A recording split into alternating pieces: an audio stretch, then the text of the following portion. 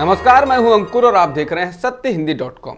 आइए एक नजर डाल लेते हैं अब तक की सुर्खियों पर। 10% ईडब्ल्यूएस आरक्षण को लेकर सुप्रीम कोर्ट के फैसले के बाद अब नीतीश कुमार ने एक बार फिर से राष्ट्रव्यापी जाति जनगणना का मुद्दा उठाया। इसके साथ ही उन्होंने देश में आरक्षण की 50% की सीमा को हटाए जाने की भी बात कही।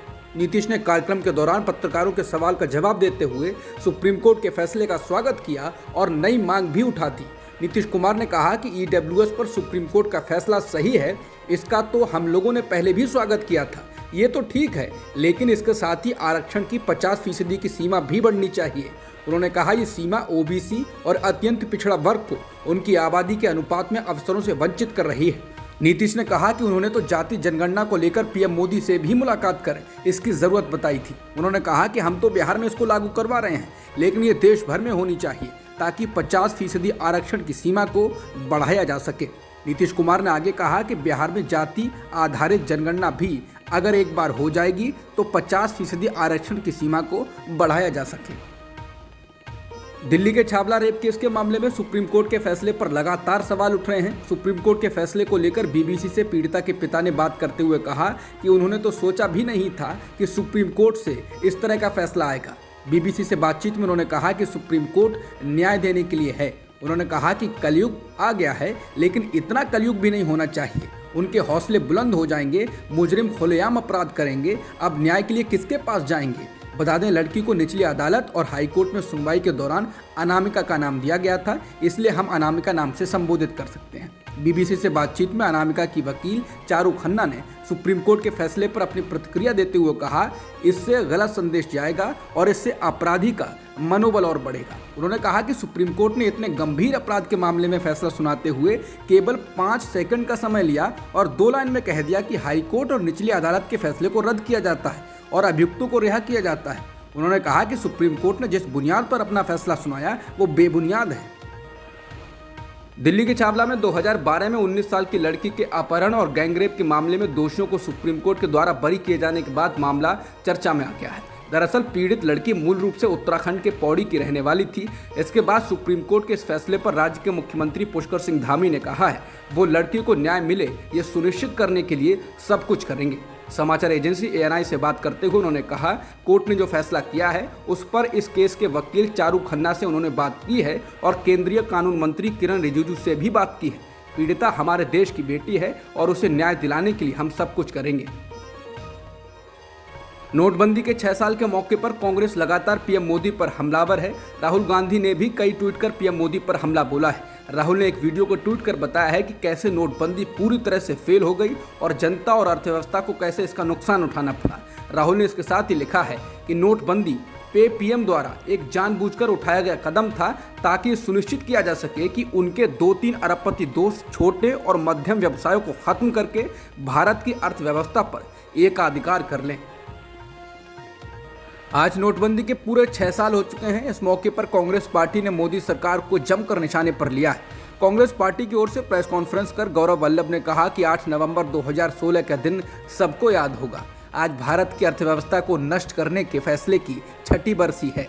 नोटबंदी के 50 दिन के बाद आज तक सरकार ने नोटबंदी का नाम तक नहीं लिया है। कांग्रेस नेता ने कहा कि हिंदुस्तान के इतिहास की सबसे बड़ी ऑर्गेनाइज्ड लूट 8 नवंबर 2016 को नोटबंदी के माध्यम से सरकार ने की थी।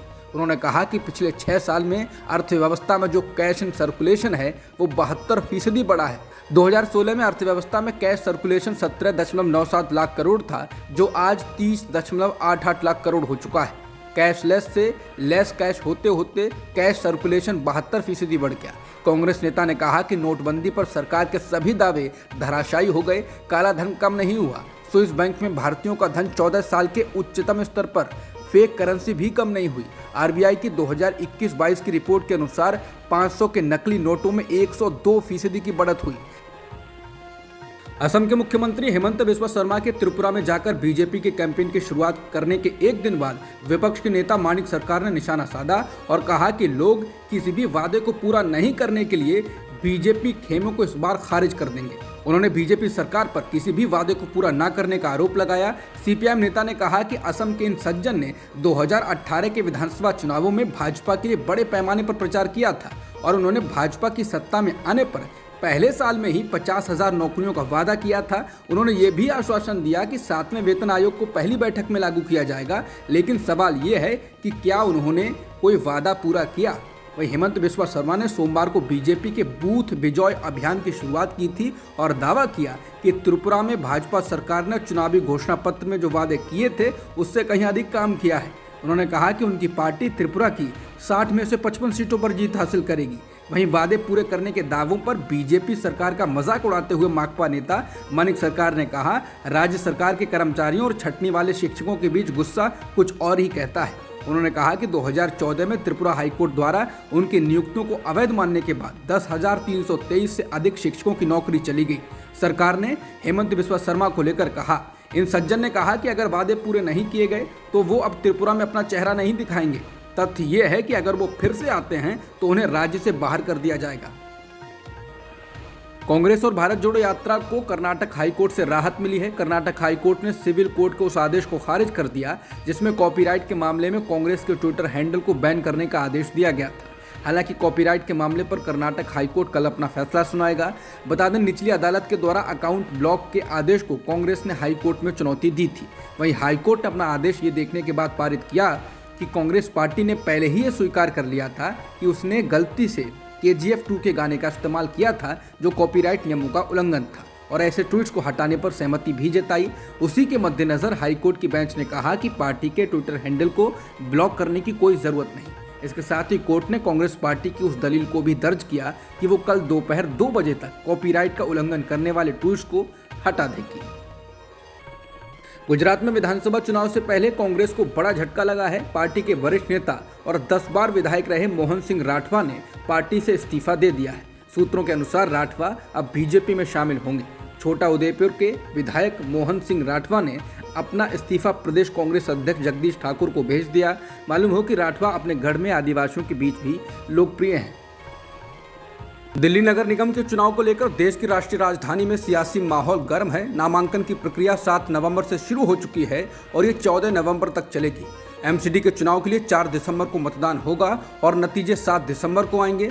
इस बीच ABP न्यूज सी वोटर ने MCD के चुनाव को लेकर ओपिनियन पोल किया है। ओपिनियन पोल के मुताबिक 250 वार्ड वाले दिल्ली नगर निगम यानी MCD में बीजेपी को 118 से 138, आम आदमी पार्टी को 104 से 124, कांग्रेस को 4 से 12 और अन्य को 0 से 4 सीटें मिल सकती हैं। निश्चित रूप से इस ओपिनियन पोल के मुताबिक MCD पर कब्जे के लिए बीजेपी और आम आदमी पार्टी के बीच जोरदार टक्कर होने जा रही है।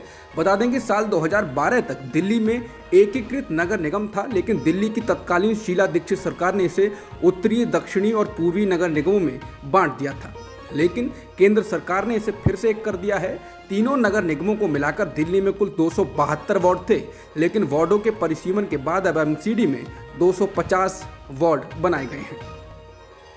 महाराष्ट्र सेवा दल के महासचिव कृष्ण कुमार पांडे की आज कांग्रेस पार्टी की भारत जोड़ो यात्रा के दौरान दिल का दौरा पड़ने से मौत हो गई। कांग्रेस पार्टी ने कहा है कि पांडे मार्च के दौरान गिर गए थे, उन्हें अस्पताल ले जाया गया जहां उन्हें डॉक्टरों ने मृत घोषित कर दिया। कृष्ण कुमार पांडे की मौत पर राहुल गांधी ने दुख जताया। उन्होंने ट्वीट कर कहा कि कांग्रेस सेवा दल के महासचिव कृष्णकांत पांडे जी का निधन पूरे कांग्रेस परिवार के लिए बहुत दुखद है। उनके प्रियजनों को मैं अपनी गहरी संवेदनाएं व्यक्त करता हूं। आज यात्रा के दौरान अंतिम समय में उन्होंने हाथों में तिरंगा थामा था। देश के लिए उनका समर्पण हमें सदा प्रेरणा देता रहेगा। रूस के 2 दिवसीय दौरे पर पहुंचे भारत के विदेश मंत्री डॉक्टर एस जयशंकर ने आज मॉस्को में अपने समकक्ष सर्गेई लावरोव से मुलाकात की। इस दौरान भारत के विदेश मंत्री ने बताया कि हमारी बातचीत वैश्विक स्थिति के साथ साथ कुछ खास क्षेत्रीय चिंताओं को संबोधित करेगी। उन्होंने कहा कि आतंकवाद और जलवायु परिवर्तन के मुद्दे, इन दोनों का विकास और समृद्धि पर नकारात्मक प्रभाव पड़ता है। बैठक के बाद दोनों नेताओं ने साझा बयान भी दिया। वहीं पश्चिम से लगातार भारत पर पड़ रहे दबाव पर बोलते हुए भारत के विदेश मंत्री एस जयशंकर ने कहा कि रूस भारत के लिए स्थिर और समय की कसौटी पर खरा उतरने वाला भागीदार रहा है। वहीं बैठक के दौरान उन्होंने कहा कि हमारी सरकारों के बीच अलग अलग स्तरों पर मजबूत और लगातार संपर्क रहा है। केंद्रीय गृह मंत्रालय ने अपनी वार्षिक रिपोर्ट में कहा है कि राष्ट्रीय नागरिकता रजिस्टर यानी NPR के डाटाबेस को असम के अलावा पूरे देश में अपडेट किए जाने की जरूरत है। मंत्रालय ने कहा कि जन्म, मृत्यु और पलायन के कारण होने वाले बदलावों को शामिल करने के लिए ऐसा किया जाना जरूरी है और इसके लिए सभी परिवारों और लोगों की जानकारियों को इकट्ठा किया जाएगा। गृह मंत्रालय ने अपनी रिपोर्ट में कहा है कि कोरोना महामारी की वजह से एनपीआर को अपडेट करने का काम रोकना पड़ा था। मंत्रालय के मुताबिक एनपीआर को लोग खुद भी अपडेट कर सकते हैं। मंत्रालय ने कहा है कि अपडेशन के दौरान किसी भी तरह के दस्तावेज या बायोमेट्रिक्स को इकट्ठा नहीं किया जाएगा।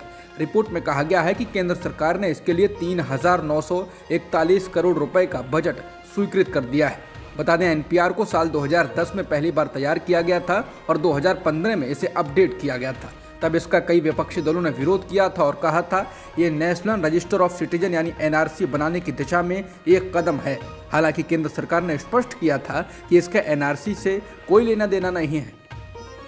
श्रोमणी अकाली दल ने पार्टी के वरिष्ठ नेता बीबी जगीर कौर को पार्टी से बाहर का रास्ता दिखा दिया है। बीबी जगीर कौर ने ऐलान किया था कि वो सिख गुरुद्वारा प्रबंधक कमेटी यानी एसजीपीसी का चुनाव लड़ेंगी, लेकिन पार्टी इसके लिए तैयार नहीं थी। बीबी जगीर कौर के चुनाव मैदान में डटे रहने के कारण अकाली दल ने अनुशासनहीनता के आरोप में उन्हें पार्टी से बाहर का रास्ता दिखा दिया।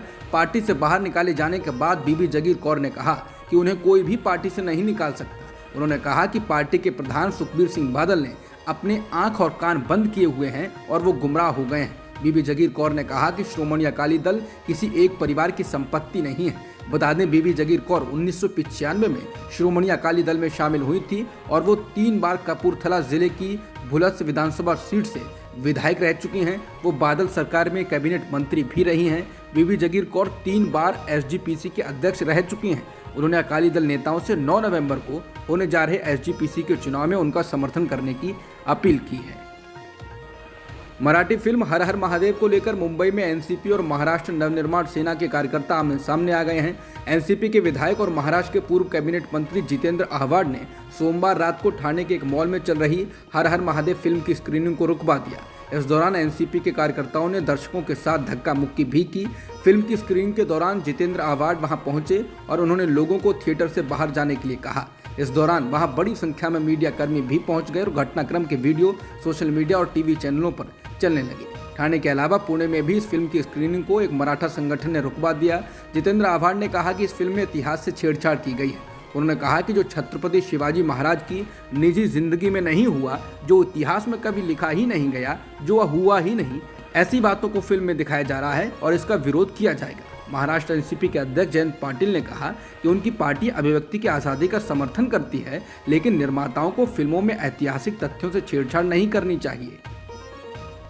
आज केरल में राज्यपाल आरिफ मोहम्मद खान के विरोध में राजभवन तक पत्रकारों ने मार्च निकाला। ये march Kerala union of working journalist के नेतृत्व में निकाला गया।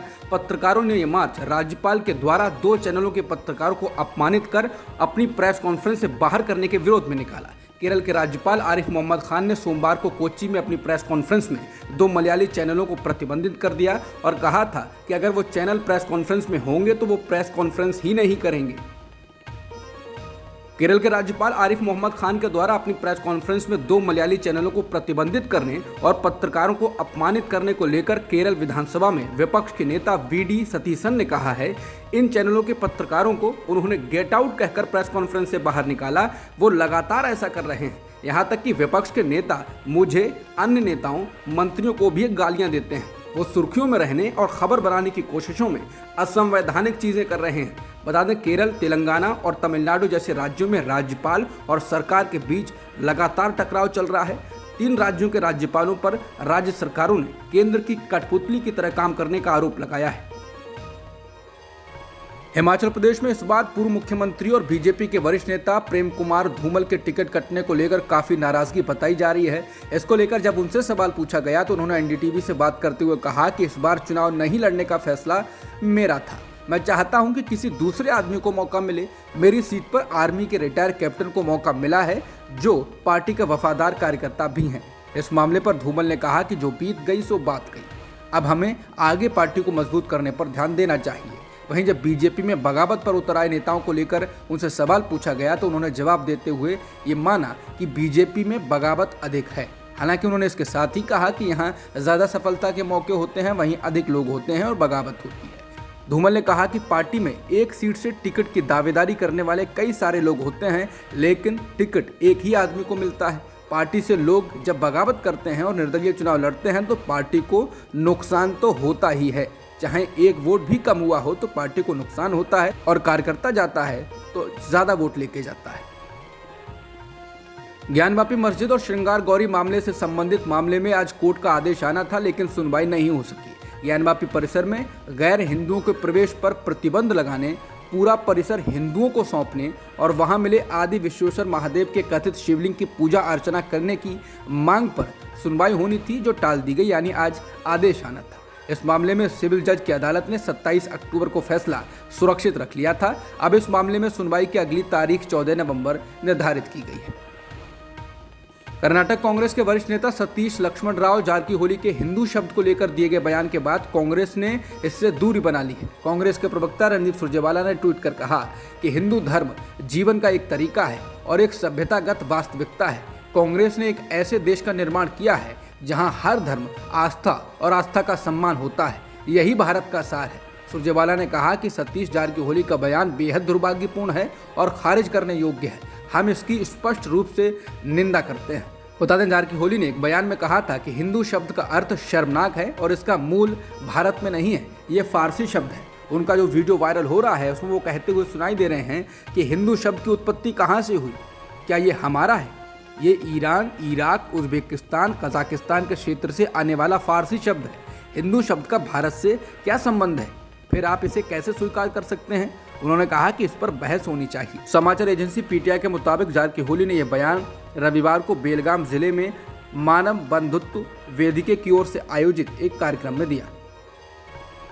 कर्नाटक कांग्रेस के वरिष्ठ नेता सतीश लक्ष्मण राव जारकीहोली के हिंदू शब्द को लेकर दिए गए बयान के बाद बीजेपी हमलावर हो गई है।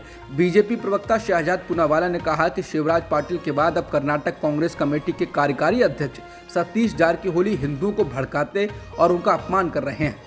वो कहते हैं कि हिंदू शब्द का मतलब बहुत ही गंदा है, ये संयोग नहीं, वोट का प्रयोग है। हिंदू आतंक से लेकर राम मंदिर के विरोध तक, गीता को जिहाद से जोड़ने तक। वहीं विवाद बढ़ने के बाद जारकीहोली ने कहा कि मैंने जो कहा उसमें कुछ भी गलत नहीं। ये फारसी शब्द कैसे आया, इसके बारे में सैकड़ों रिकॉर्ड है।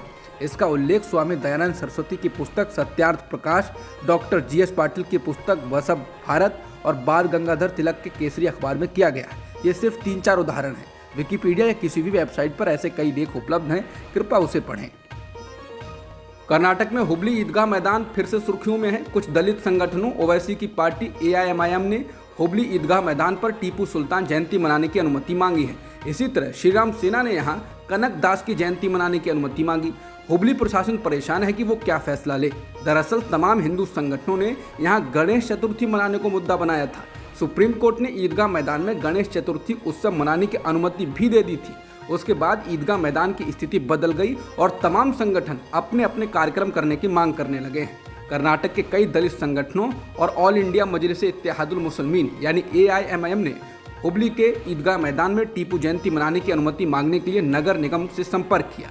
ये मैदान गणेश चतुर्थी समारोह को लेकर विवादों में रहा था।